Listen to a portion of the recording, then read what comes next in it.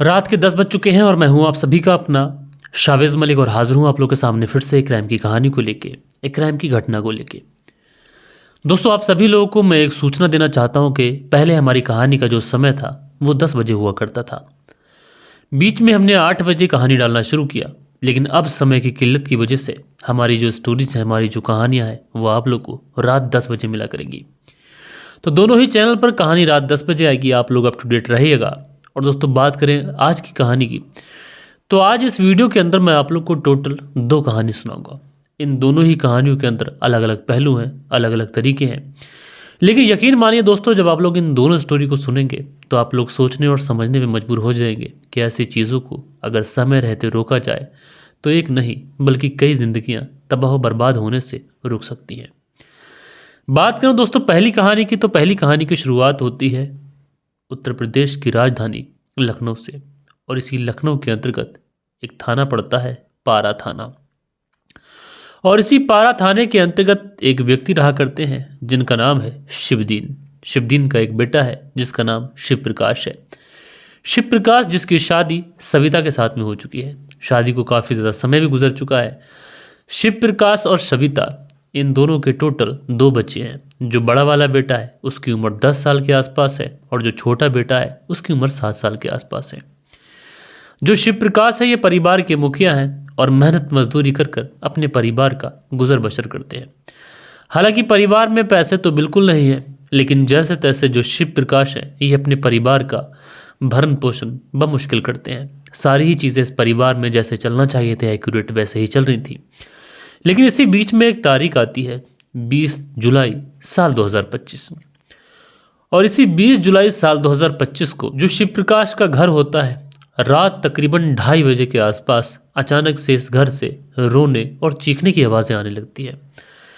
दरअसल शिव प्रकाश के घर में एक व्यक्ति घुस आया था जिसका नाम था सतीश। और सतीश पहले तो शिव प्रकाश की बड़ी ही बेरहमी के साथ में पिटाई करता है और उसके बाद में उसे खींचकर रोड पर लेके आता है और उसके ऊपर लोहे की रॉड से ताबड़ा तोड़ वार करता है। वो इतनी ज़्यादा बेरहमी के साथ में उस रॉड से वार करता है कि जो शिव प्रकाश होते हैं उनकी मौके पे ही मौत हो जाती है और उसके पास में जो सतीश होता है ये फरार हो जाता है। लिहाजा इस बात की जो सूचना होती है तुरंत पुलिस को दे दी जाती है और पुलिस जब मौके पे पहुंचती है तो वाकई देखकर हैरान हो जाती है, क्योंकि जो शिव प्रकाश है उनकी डेड बॉडी बीच रोड पे पड़ी हुई थी। उसके बाद में पुलिस वाले उस डेड बॉडी को अपनी कस्टडी में लेते हैं और सीधा पोस्टमार्टम के लिए भेज देते हैं। अब डेड बॉडी पोस्टमार्टम के लिए भेजी गई थी। अब पुलिस को ये केस भी सुलझाना था कि भाई सब कुछ कैसे हुआ। तो सबसे पहले पुलिस वाले जो थे आस पड़ोस के तमाम लोगों से पूछताछ करते हैं। तो आस पड़ोस के जितने भी लोग हैं वो यही बताते हैं कि साहब एक व्यक्ति है जिसका नाम सतीश है, वही इसके साथ में झगड़ा वगड़ा कर रहा था। इसके बाद में शिव प्रकाश के जो पिता होते हैं शिवदीन, ये पुलिस के सामने आते हैं और आने के बाद में कहते हैं कि साहब मेरे बेटे की हत्या मेरी बेटे की जो पत्नी है जिसका नाम सविता है उसके अवैध संबंधों की वजह से हुई है। अब जैसे ही पुलिस ये बात सुनती है बड़ा हैरानी करती है कि ये जो शिवदीन है ये क्या बोल रहे हैं। उसके बाद में पुलिस वाले जो थे सतीश को भी अरेस्ट करते हैं, जो नामजद था। सतीश को अरेस्ट किया जाता है। अरेस्ट करने के बाद में जब इससे पूछताछ की जाती है और पुलिस के सामने जो चीज़ें आती हैं, यकीन मानिए दोस्तों वो इतनी ज़्यादा हैरान करने वाली होती हैं कि जिसे सुनने के बाद में हर कोई हैरान और परेशान हो जाता है। दरअसल शिव प्रकाश जो है जब उसकी शादी सविता के साथ में होती है और वो अपनी पत्नी सविता के साथ में एक अच्छी ज़िंदगी बिताने की कोशिश तो करता है, लेकिन जैसे इस परिवार के अंदर 2 बच्चे होते हैं, अब इस परिवार का जो भरण पोषण था, जो खाना खर्चा था, वो एक तरह से पूरा करना भी मुश्किल हो रहा था। इसलिए जो शिव प्रकाश होते हैं अपने परिवार के लिए मेहनत मजदूरी करने के लिए कभी कभी घर से बाहर भी चले जाते हैं। जब घर से बाहर जाते हैं तो इसी बीच में जो शिव प्रकाश की पत्नी सविता होती है उसकी मुलाकात सतीश के साथ में होती है। अब सतीश से जब मुलाकात होती है तो उसके बाद में सतीश के साथ में प्रेम संबंध बनते हैं और एक बार जब ये प्रेम संबंध बन जाते हैं तो उसके बाद फिर कभी रुकने का नाम नहीं लेते। धीरे धीरे वक्त गुजरता है। वक्त गुजरने के साथ में इन दोनों के बीच में नाजायज़ ताल्लुकात ऐसे ही बनते रहते हैं। लेकिन दोस्तों जो शिव प्रकाश था उसे अपनी पत्नी के बारे में आखिरकार खबर लग जाती है। जब उसे अपनी पत्नी के बारे में खबर लगती है वो इस बात का विरोध करता है। जब विरोध करता है तो लड़ाई झगड़ा होता है और जब लड़ाई झगड़ा होता है तो सतीश को भी इस बारे में पता चलता है। सतीश कई बार घर में घुस जाता, झगड़ा करता। एक बार तो उसने जो शिव प्रकाश है उनके बड़े बेटे के ऊपर जानलेवा हमला भी किया था। हालांकि इसके बाद में पुलिस में कंप्लेंट लिखाई गई थी, लेकिन पुलिस की तरफ से कोई ठोस कदम नहीं उठाया गया, जिसकी वजह से अपराधी सतीश जो था इसका मनोबल बढ़ता है और उसके बाद में जिस शिव प्रकाश को 20 जुलाई साल 2025 को उसके घर के अंदर घुसकर उसकी हत्या कर देता है। हालांकि पुलिस ने सतीश को अरेस्ट तो किया है, लेकिन मीडिया रिपोर्ट्स की माने तो सतीश की जो शिव प्रकाश की जो पत्नी सविता है और उसकी एक बहन कविता है, इन दोनों के बारे में अभी ये तफ्तीश की जा रही है कि इन दोनों की इस पूरे मर्डर के अंदर क्या संलिप्तता है।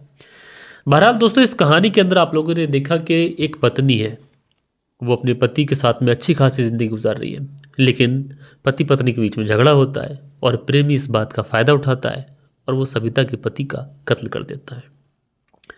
अगर सविता चाहती तो समय रहते वो सतीश से अलग हो सकती थी और अपने पति शिव प्रकाश के साथ में अच्छे से ज़िंदगी बिता सकती थी, लेकिन उसने ऐसा नहीं सोचा। उसने अपने 2 छोटे छोटे मासूम बच्चों के भी बारे में नहीं सोचा। शिव प्रकाश तो इस दुनिया से जा चुका है, लेकिन हो सकता है कि माँ सविता भी इसमें दोषी हो, कल्प्रिट हो और उसके बाद उसे भी सज़ा मिल जाए। तो ज़रा सोचिए उन 2 बच्चों का क्या होगा। बहरहाल दोस्तों, अब सीधा सीधा रुख करते हैं दूसरी कहानी का, और ये दूसरी कहानी इससे भी ज़्यादा हैरान और परेशान कर देने वाली कहानी है। और दोस्तों, दूसरी कहानी की बात करो तो दूसरी कहानी फरीदाबाद से है और फरीदाबाद के अंदर एक जगह लगती है मुजेसर थाना। ये जो मुजेसर थाना है, इसी मुजेसर थाने के अंतर्गत एक और जगह पड़ती है सुरूरपुर, और सुरूरपुर के अंदर एक इलाका आता है रामनगर इलाका। और इसी रामनगर इलाके से पुलिस के पास में एक फ़ोन पहुंचता है।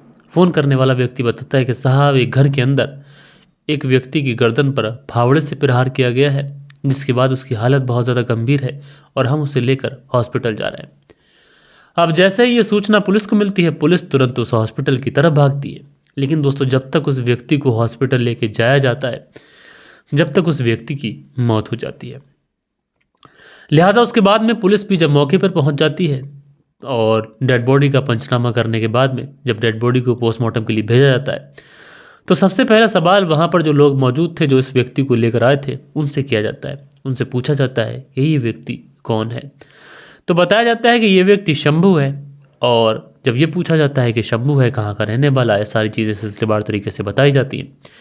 लेकिन फिर ये पूछा जाता है कि तुम ये जानते हो कि शंभू के ऊपर हमला किसने किया है। तो पता चलता है कि शंभू के ऊपर हमला करने वाला कोई और नहीं बल्कि उसका ही रिश्तेदार विकास है। लिहाजा पुलिस जब विकास के कमरे पर पहुंचती है, उसके रूम पर पहुंचती है, तो पता चलता है कि जो विकास है ये फरार हो चुका है। लेकिन सवाल ये था कि विकास रिश्तेदार भी लगता है, लेकिन उसके बावजूद भी उसने शंभू की हत्या क्यों की, ये पुलिस के लिए जानना बेहद ही ज़रूरी था। लिहाजा उसके बाद में पुलिस वाले जब आस पड़ोस के लोगों से, उस घर के अंदर 10 से 12 लोग रहा करते थे, यानी पूरा मकान था, ऊपर वाली मंजिल पर जो शंभू था वो रहा करता था, नीचे वाले फ्लोर पर विकास रहा करता था, ये सब लोग किराए पर रहा करते थे।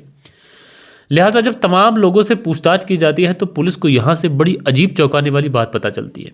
दरअसल पुलिस को पता चलता है कि शंभू और विकास अपनी अपनी फैमिलियों के साथ में इसी घर के अंदर किराए पर रहा करते थे, साथ के साथ मेहनत मजदूरी करते, उसी मेहनत मजदूरी से अपना भरण पोषण करते। इसी तरीके से सारी चीज़ें चल रही थी। लेकिन इस बीच में विकास जब कभी भी ड्यूटी जाता तो कभी कभी जो शंभू था ये विकास के घर पे आया करता था। दरअसल जो शंभू था ये विकास के साले का साला था, इसलिए घर पे कभी भी आ जा सकता था, कोई रोक टोक नहीं थी। लेकिन जो शंभू था ये विकास की पत्नी के साथ में हल्के हल्के कुछ फ्लर्ट करने की कोशिश करता है। लेकिन जो विकास की पत्नी होती है उसे भी ये समझने में देर नहीं लगती है कि आखिरकार जो शंभू हैं वो चाहते क्या हैं। उसके बाद में इन दोनों के बीच में मोहब्बत का इजहार होता है, दोनों के बीच में रिश्ते बनते हैं और दोनों एक दूसरे के साथ में इंटीमेट हो जाते हैं। जब ये दोनों एक दूसरे के साथ में इंटीमेट हो जाते हैं तो उसके बाद जब ये सिलसिला शुरू होता है तो फिर कभी रुकने का नाम नहीं लेता। हालांकि जो विकास था उसे इस बारे में कानो कान खबर नहीं चलती।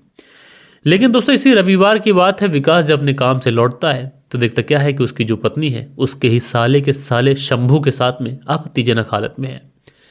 इस हालत में विकास जब अपनी पत्नी को देखता है उसको आग बबूला हो जाता है, उसका खून खौल उठता है और उसके हाथ में जो फावड़ा था उसी फावड़े से ये शंभू के ऊपर हमला कर देता है, जिसकी वजह से शंभू की जो गर्दन होती है वहीं पर कट जाती है और उसके बाद में जो विकास होता है ये वहाँ से फरार हो जाता है। बाकी के लोगों को जब ये बात पता चलती है तो शंभू को लेकर हॉस्पिटल भागते हैं, लेकिन रास्ते में ही शंभू की मौत हो जाती है। बहरहाल दोस्तों अभी मीडिया रिपोर्ट्स की माने तो विकास फरार है और जैसे ही वो गिरफ्त में आएगा तो आगे की और भी चीज़ों का खुलासा इस कहानी के अंदर हो सकता है। लेकिन दोस्तों आप लोग इन दोनों ही कहानी के बारे में क्या सोचते हैं, अपनी राय नीचे कमेंट्स में ज़रूर से ज़रूर बताएगा। बाकी दोस्तों कल के दिन आप लोग के कुछ कमेंट्स भी हैं, वक्त होता है कि आप लोग के कमेंट्स पढ़ लिए जाएं। सो दोस्तों कल के दिन जो कमेंट्स है इसमें बालिश बिहारी लिखते हैं, मलिक साहब जी नमस्कार सर जी, अब आपका कहानी सुनने लगा हूँ जी। तो बालिश बिहारी जी मेरे भाई शुक्रिया कि आप वापस आए। अरसलान गुज्जर लिखते हैं, अरसलान गुज्जर अस्सलाम वालेकुम, गुड स्टोरी भाई। तो अरसलान गुज्जर जी मेरे भाई शुक्रिया आपका। शरीफ मोहम्मद लिखते हैं, एकदम बिल्कुल सही कहा आपने, आजकल प्यार जिस्म का भूखा होता है और सच्चा प्यार कुछ नहीं होता। शुक्रिया मेरे भाई आपका शरीफ मोहम्मद जी। उसके बाद में अगला जो कमेंट्स है, ये कमेंट्स है दिलशाद अहमद का, लिखते हैं बहुत ही अच्छा अंदाज़ है भाई आपका कहानी सुनाने का। तो दिलशाद अहमद जी शुक्रिया। बालेंदु बाजपाई लिखते हैं, मलिक साहब जी आपकी कहानी बहुत ही अच्छी लगती है, आप रोज़ लोगों को अपनी कहानियों से जागरूक करते हैं, फिर भी लोग समझने नहीं हैं। बालेंदु बाजपाई कानपुर उत्तर प्रदेश से सुनते हैं, शुक्रिया मेरे भाई। सुरेंद्र शर्मा लिखते हैं, नमस्कार मलिक भाई साहब, नाइस स्टोरी। सुरेंद्र कुमार श्री विजयनगर राजस्थान से सुनते हैं मेरे भाई, शुक्रिया आपका। मनदीप वर्मा है, लिखते हैं नाइस स्टोरी। मनदीप वर्मा प्रादीप वर्मा जालंधर पंजाब से कहानी सुनती हैं, शुक्रिया। उसके बाद में श्याम कुशवाहा लिखते हैं, आई एम वेटिंग, शुक्रिया मेरे भाई। सुल त्यागी जी शहनापुर शहर से सुनते हैं, बहुत बहुत शुक्रिया। जेके अंसारी अस्सलाम वालेकुम बोलते हैं भाई, बहुत बहुत शुक्रिया। सोनलाल सेतिया नमस्कार बोलते हैं, तो भाई शुक्रिया आपका। और खान अकील लिखते हैं, अस्सलाम वालेकुम शाबाश भाई, दुनिया कहाँ जा रही है समझ नहीं आता, अल्लाह खैर करे। तो खान अकील जी आपने कमेंट्स किया, शुक्रिया आपका। लाइक अब्बास लिखते हैं, अस्सलाम वालेकुम शाबिज भाई, लाइक अब्बास गुलिस्तानाज बागपत यूपी से सुनते हैं मेरे भाई, शुक्रिया आपका। सचिन चौधरी जी कमेंट्स करते हैं, शाकिब फरहान जी कमेंट्स करते हैं। अब्दुल मुस्तकीम लिखते हैं, अस्सलाम वालेकुम sir, how are you today, मैं अच्छा हूँ, आप बताएं कैसे हैं। मीना जी नमस्ते बोलती हैं, लिखती हैं मैं अच्छी हूँ, आप कैसे हो, अपना ख्याल रखना, महादेव आपके साथ है। तो मीना जी शुक्रिया आपका। नसीर अहमद लिखते हैं, अस्सलाम वालेकुम शाहिद भाई कैसे हैं आप, तो मैं ठीक हूँ। नसीर अहमद लिखते हैं, भाई आजकल हैदराबाद में बहुत ही मर्डर्स हो रहे हैं, थोड़ी सी नज़र दीजिए, रिसर्च करिए और कोई केस सुनाने की काबिल है तो सुनाइएगा। तो नसीर अहमद जी मैं कोशिश करता हूँ और जैसे ही मुझे कोई केस मिलता है मैं ज़रूर सुनाऊंगा। अशबा लिखते हैं, आजकल इतने क्राइम चैनल हो गए हैं और ये भी दोषी पकड़े भी जाते हैं फिर भी लोग समझते नहीं हैं, शुक्रिया आपका। रिजवान अंसारी जी कमेंट्स करते हैं और परवेज़ अहमद जी कमेंट्स करते हैं। सो दोस्तों ये कुछ बेहतरीन से कमेंट्स थे जो कल के दिन आप लोगों ने किए थे। आशा करता हूँ कि आज की जो कहानी है ये आप लोग को ज़रूर से ज़रूर पसंद आई होगी। कहानी पसंद आई हो तो एक लाइक करिएगा, दोस्तों और मित्रों के साथ में ज़रूर शेयर करिएगा। बाकी मैं मिलता हूँ कल आप लोगों से किसी और स्टोरी के साथ में, जब तक के लिए अपना ख्याल रखें, देश का ख्याल रखें, परिवार के रिश्तों की अहमियत को समझें। जय हिंद, जय भारत।